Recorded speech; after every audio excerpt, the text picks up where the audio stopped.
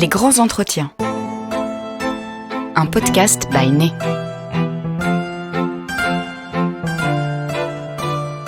Il existe autant de façons de composer un parfum qu'il existe de créateurs. Né vous invite à découvrir leur parcours, leurs pratiques et leurs visions. Ce podcast vous est raconté par Sarah Boisse. Mathilde Laurent. C'est à la fin des années 90 qu'on a commencé à entendre parler de Mathilde Laurent.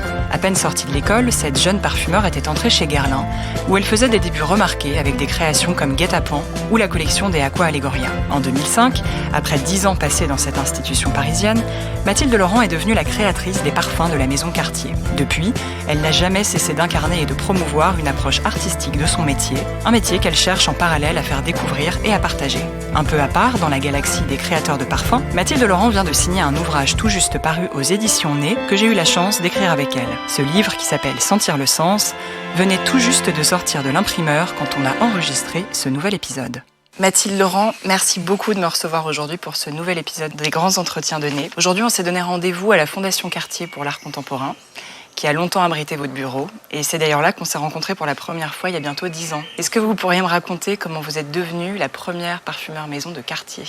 Alors oui, je peux le raconter, bien que, comme j'ai une mémoire assez sélective, ça va me demander un petit effort. J'ai tendance à vivre un peu dans le présent. Eh bien, en 2005, enfin déjà en 2004, Cartier voulait offrir la possibilité de faire des parfums sur mesure dans la nouvelle boutique de la rue de la Paix, du 13 rue de la Paix, qui était en rénovation. Et donc l'idée d'offrir des choses un peu inédites et un peu incroyables s'était faite jour. Il faut savoir que le 13 rue de la Paix était le temple justement du sur-mesure depuis toujours chez Cartier. Et le président de l'époque, Bernard Fornas, qui était un ancien de chez Guerlain, en fait, avait eu l'idée d'ajouter la possibilité du parfum sur mesure à ce temple du sur-mesure dans lequel on pouvait se faire absolument tout ce qu'on pouvait désirer chez Cartier. Donc l'idée de faire du parfum sur mesure avait germé chez Bernard Fornas,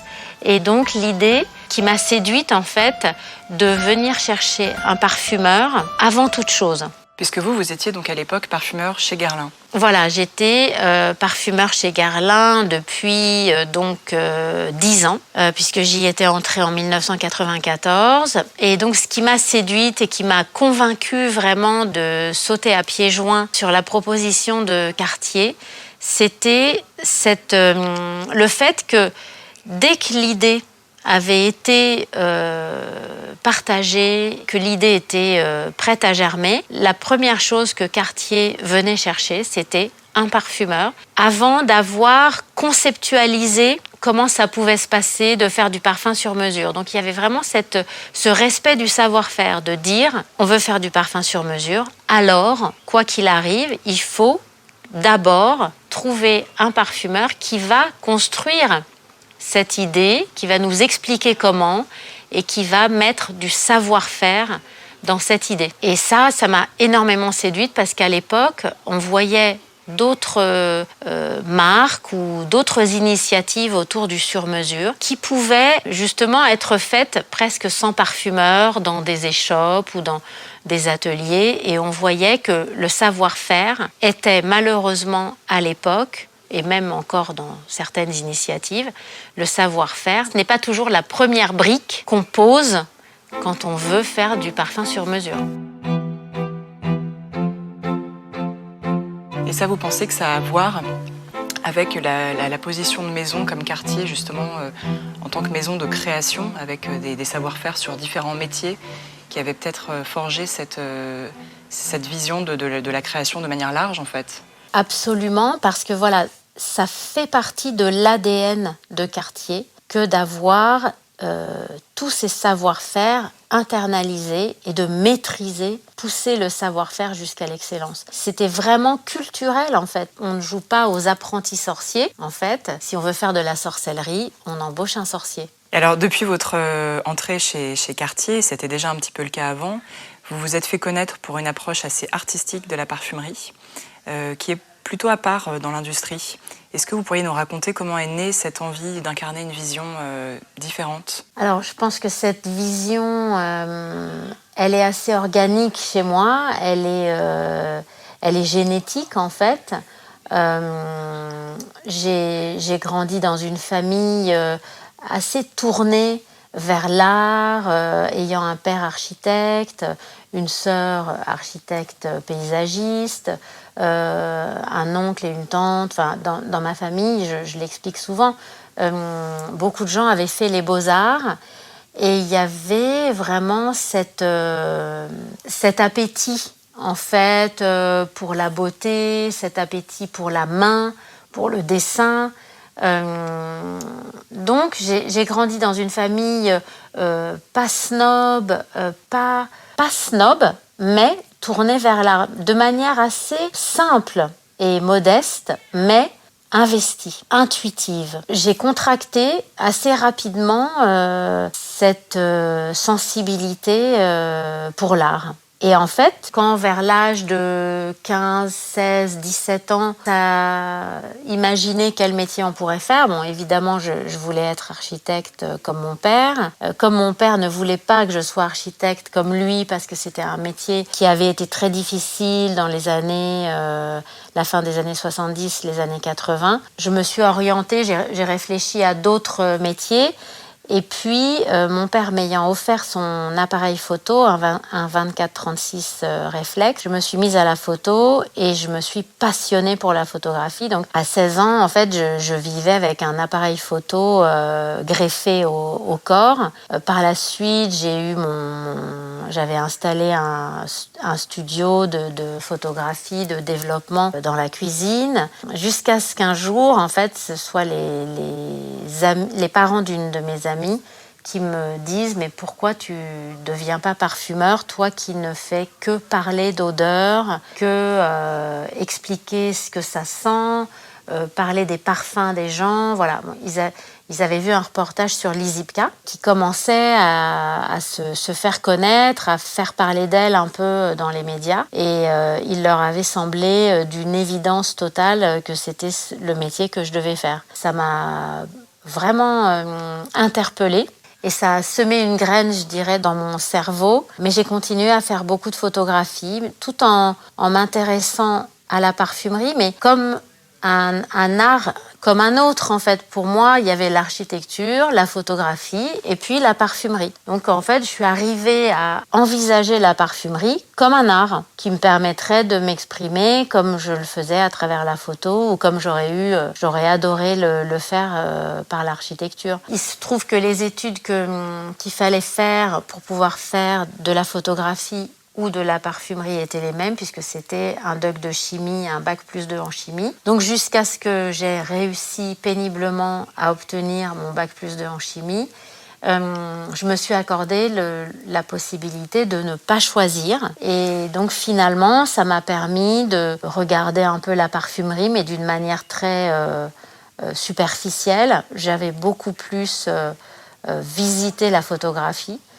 Et je dis souvent, c'est l'impression que j'ai, que finalement j'ai choisi la parfumerie en ayant l'impression que c'était moins visité, plus rare, mais au bout du compte c'était un leurre, hein, c'était pas du tout le cas, mais en tout cas ce sont les raisons pour lesquelles j'ai abordé la parfumerie comme un art toute jeune. Ensuite, je suis arrivée chez Guerlain assez rapidement, puisque j'ai fait mon stage de fin d'études chez Guerlain, et là, Guerlain étant la dernière maison de parfumerie qui n'ait jamais fait que des parfums, puisqu'aujourd'hui on a beaucoup de marques qui sont d'abord des marques de mode historiquement.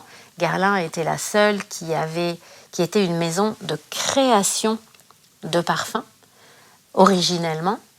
Et là, chez Guerlain, en fait, la création d'un parfum, c'est véritablement de la création. Et Jacques Guerlain, avant lui Aimé Guerlain et Jean-Paul Guerlain, ont toujours créé des parfums for the sake of it, pour l'amour de la création parfumistique, je dirais. Donc, quand j'arrive chez Guerlain, personne ne dément le fait que la création d'un parfum, c'est une démarche artistique, créative. Cette vision, ce chemin, en fait, il est là depuis l'origine et puis il a été entériné par mon parcours parce que ensuite, quand j'arrive chez Cartier, connaissant Cartier par la fondation, je découvre la fondation en 94, enfin, même si elle date de 84 et qu'elle était à Jouy en Josas, mais moi je la rencontre vraiment en 94.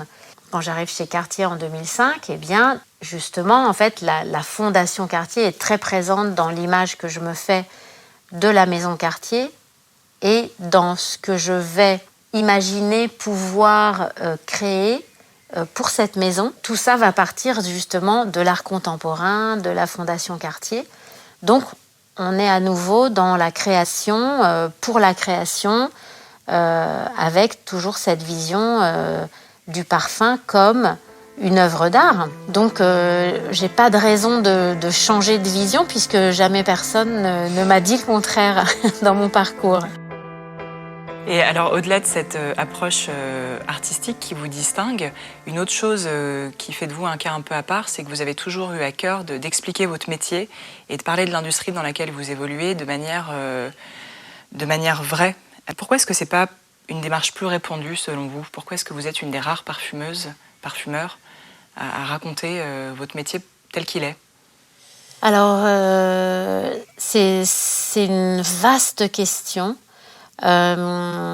Pourtant, je dirais que avant moi, Edmond Roudnicka l'a expliqué dans tous ses livres qu'il fallait expliquer la parfumerie, qu'il fallait la montrer de manière transparente, si on voulait justement qu'elle puisse devenir un art et qu'elle puisse se déployer et s'offrir à tous et puis apporter à tous quelque chose de merveilleux, une forme d'émerveillement, une forme d'élévation justement esthétique, voilà, une beauté olfactive qui élève. Alors, je ne sais pas, peut-être que ça aussi, ça vient de ma manière de rencontrer le parfum, l'art contemporain, à l'époque où moi je commence à créer, à travailler sur des parfums. On est en plein justement, grâce à la Fondation Cartier, qui est la première à présenter des jeunes artistes, à les soutenir, puisque c'est sa vocation, c'est de soutenir une création contemporaine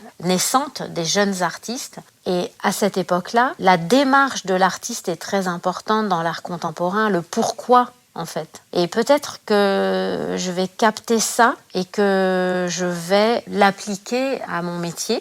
Ensuite, on a déjà évoqué ces sujets-là ensemble. Ensuite, j'ai expliqué que comme j'étais une femme parfumeur, eh bien, on me posait beaucoup plus de questions sur le pourquoi et le comment, comme si, en fait, une femme devait plus justifier son pourquoi et son comment. Voilà, il y a ces deux raisons. Pourquoi c'est rare, finalement, sur ce marché? Tout simplement, il faut être clair. Une marque, il y a beaucoup de marques qui n'ont pas de parfumeur attitré. Et pour des marques qui n'ont pas de parfumeur, forcément, c'est très compliqué d'expliquer le parfum, de transmettre de l'information, de la pédagogie et de donner plus de matière que juste, voilà, on lance un parfum qui porte le nom de la marque, il est vendu dans nos boutiques de vêtements ou je ne sais pas. Donc, c'est pas quelque chose qui est à critiquer parce que je dis souvent que tout doit exister et que justement toutes les formes de parfumerie sont intéressantes et doivent exister. Maintenant, c'est peut-être une explication au fait que trop peu de maisons, trop peu de marques transmettent la parfumerie telle qu'elle est, en toute transparence. C'est probablement encore une histoire de savoir-faire. Pour pouvoir transmettre, il faut maîtriser son savoir-faire, tout simplement. J'ai pu le constater par moi-même, vous écoutez énormément de musique. Au moment où on se parle, il y a un casque qui traîne pas loin. Est-ce que vous pourriez nous dire ce qui vous fait vibrer en ce moment? Il se trouve que j'ai eu la chance de collaborer sur différents projets avec Nicolas Maury. Et il se trouve que Nicolas vient de sortir un album qui est vraiment, vraiment, vraiment un coup de cœur. Et il se trouve que j'écoute sa chanson qui s'appelle Prémisse en boucle depuis qu'il me l'a fait écouter dans mon bureau. C'est son premier single. Et donc voilà, j'écoute Prémisse pratiquement tous les matins en partant au bureau.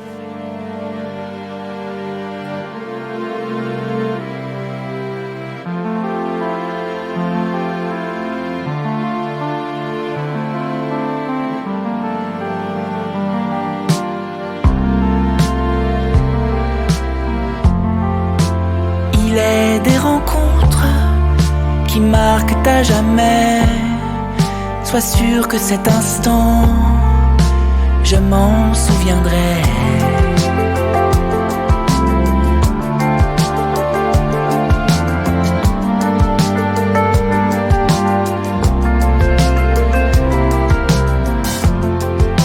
Je me souviendrai de ce premier regard, ta beauté insolente, ton air un peu loupard.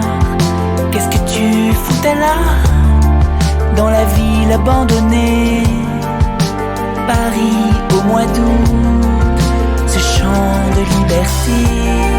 Emmène-moi avec toi, je me fais prisonnier, promesse d'un soir d'été. Embrasse-moi, je suis à toi, je suis ton prisonnier. Prémisse d'une histoire rêvée.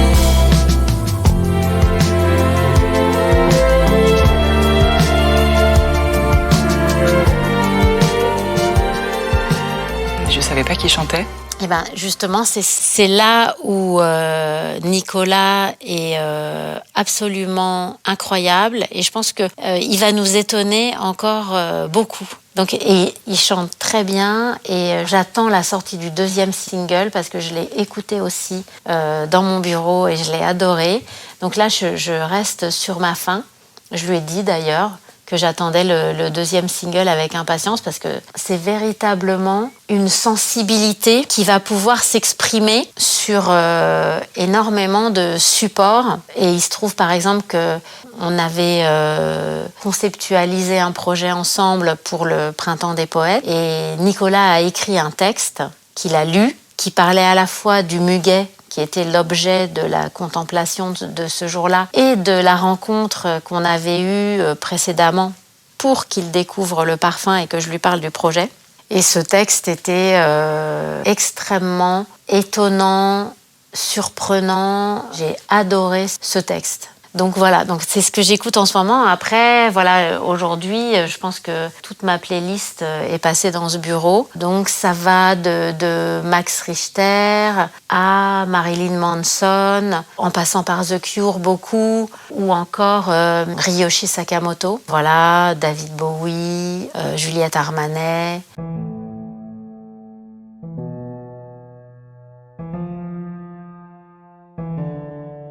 Mathilde Laurent, vous venez de signer un livre qui est tout juste paru aux éditions Nez dans la collection littérature et que j'ai eu la joie d'écrire avec vous. Merci. À ceux qui nous écoutent, comment est-ce que vous décririez cet ouvrage ? Comment est-ce que vous raconteriez son intention et ce qu'on va pouvoir y découvrir ? Son intention, c'est toujours la même, c'est celle qui guide justement aussi des projets comme celui du Printemps des Poètes, la contemplation olfactive ou les OSNI. C'est d'ouvrir le monde de l'olfaction, en fait, à tous. De faire entrevoir ce monde autrement que par le parfum seulement. Et c'est vraiment toujours cette idée de transmettre, d'être pédagogique, de dire la vérité, de ne pas faire de langue de bois, en fait, de ne pas entretenir des clichés qui enferment la parfumerie, qui la cantonnent à la séduction, à un produit finalement qui devient presque un produit d'hygiène. Voilà, donc moi j'essaye par ce livre aussi de montrer à quel point le parfum est une source de beauté qui peut élever l'âme et qui, à mon avis, est indispensable aujourd'hui dans le monde dans lequel on vit. Je pourrais presque aller jusqu'à dire que ce monde a manqué d'olfaction. Je dis souvent que l'olfaction est un sens roi et que c'est l'olfaction qui est le sens capable de réunifier le corps et l'esprit. Je pense que ce monde a manqué d'olfaction et que finalement, beaucoup de gens se sentent parfois coupés de leurs émotions. Beaucoup de choses nous mènent à nous couper de nos émotions dans ce monde. Donc, on voit bien que si l'olfaction avait mieux gardé le lien entre le corps et l'esprit, peut-être qu'elle nous aurait protégés. Alors justement, et c'est un sujet que vous abordez dans le livre, depuis le début de l'épidémie de Covid, on a beaucoup parlé de l'odorat que beaucoup de gens ont perdu ou de manière ponctuelle. Et ça a permis de mettre en lumière son importance vraiment fondamentale dans notre existence, dans notre santé physique et psychique aussi. Ouais. Est-ce que vous pensez qu'à la faveur, entre guillemets, de cette épidémie, la relation que les gens entretiennent avec leur odorat est peut-être un peu en train de changer ? Je pense qu'en tout cas, oui, le Covid a striké, je dirais, ou en tout cas a fait tilter le monde sur l'importance de l'olfaction. Parce que encore avant le Covid, je crois que c'était une étude, je ne me rappelle plus des termes exacts, mais il y avait une étude qui disait que 90% des 15-25 ans préféraient perdre leur odorat que leurs réseaux sociaux. C'est pas vrai ? Si, c'est vrai, je l'ai lu et je pourrais vous retrouver la source, mais je l'ai vraiment lu et c'était fou. Et je pense qu'aujourd'hui, plus personne ne mettrait son olfaction dans la balance avec ses réseaux sociaux. Donc on est vraiment à l'aube de quelque chose que le Covid a suscité. C'est peut-être la seule chose positive qu'on peut tirer du Covid, c'est cette prise de conscience autour de l'olfaction, du fait que ça a l'air d'être quelque chose qui passe sous silence dans un certain nombre de nos journées et que pourtant, à l'instant même où on découvre qu'on n'a plus d'odorat, en fait, on devient obsessionnel. On perd la raison à tout sentir, à essayer de le retrouver. Et voilà, beaucoup de gens qui ont perdu l'olfaction à cause du Covid ont pu expérimenter ce que ça peut être de perdre l'olfaction suite à une chimiothérapie, suite à une grippe tout simplement, ou sans raison, parce que de la même manière qu'on peut perdre une oreille, on peut perdre l'audition sans raison du jour au lendemain, on peut perdre l'olfaction sans raison du jour au lendemain, ou très sournoisement, petit à petit, on peut devenir sourd olfactivement comme on devient sourd justement auditivement. Donc vraiment, je pense qu'on est à l'aube de quelque chose. Et ça, je trouve que c'est très intéressant et c'est enthousiasmant pour le monde d'après. Parce que c'est un monde qui, aujourd'hui, quand même, est assez inquiétant, assez anxiogène. Et moi, je me dis que si, justement, l'humanité redécouvre le pouvoir de l'olfaction, l'importance de l'olfaction, et justement, puisque l'olfaction est le sens vraiment des émotions, puisqu'on sait que dans le cerveau, l'olfaction va directement dans les centres des émotions, des instincts et de la mémoire, sans passer justement par les centres du raisonnement, de la comparaison, de la rationalisation. Donc je me dis que peut-être que c'est porteur d'espoir par rapport à ce monde qui est si violent, qu'on puisse reconnecter avec nos émotions par l'olfaction, qu'on puisse prendre soin justement de ces émotions olfactives, que l'art contemporain olfactif puisse émerger et que finalement, voilà, l'esprit et le corps soient moins déconnectés.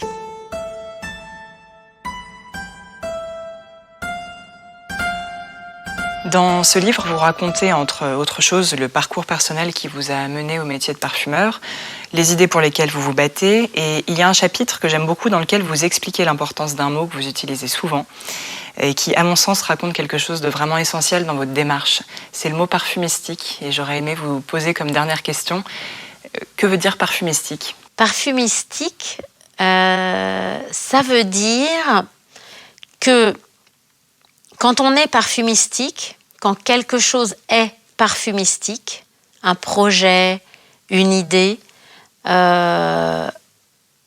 c'est qu'on est dans le sens du parfum. C'est qu'on est au cœur de l'essence du parfum et de l'olfaction, en fait. Parce qu'on peut développer un parfum sans se poser à aucun moment la question ni de son sens, ni du sens de son existence, et finalement développer un parfum comme on développerait un savon, une laque, je ne sais pas, enfin d'autres produits d'hygiène. Donc pour moi, on est parfumistique quand on est dans le sens du parfum, dans son essence, c'est-à-dire c'est quoi un parfum même techniquement, et quand on est en fait dans sa raison d'être. Donc c'est un mot que j'ai fini par inventer parce que j'en avais besoin, parce que très souvent dans des conversations, dans des idéations autour de projets, très souvent j'éprouvais le besoin de recentrer, de remettre le débat au cœur du parfum, au cœur de sa raison d'être, de revenir au pourquoi. Et à force de faire ça avec des longues phrases, des longues explications, j'ai fini par trouver ce mot parfumistique qui veut dire vraiment au centre de la raison d'être du parfum, au centre de son utilité pour l'humanité et même au centre de sa technicité. Et qu'est-ce que c'est la raison d'être du parfum ? La raison d'être du parfum, c'est la beauté olfactive. C'est de montrer le beau olfactif. C'est l'art d'un de nos 5 sens. Voilà, c'est la création olfactive. On a 5 sens. La musique, c'est la création de l'oreille. La peinture, c'est la création pour l'œil. Et justement, certains sens ont plusieurs arts. Et l'olfaction, le nez, n'a qu'un art pour le moment, c'est le parfum. Et j'espère que beaucoup d'autres vont émerger parce qu'il en existe d'autres. Il y a un art contemporain olfactif, il y a du théâtre olfactif, il y a des initiatives. Mais pour l'instant, en fait, elles ont eu trop de mal à émerger. Donc, la raison d'être du parfum, c'est d'élever l'âme humaine par la beauté olfactive. Un chouette projet. Merci beaucoup Mathilde Laurent. Je rappelle que votre livre, donc Sentir le sens, est paru le 19 mai. Il est disponible aux éditions Nez dans la collection Littérature. Merci Mathilde, à bientôt. Merci, à très bientôt j'espère.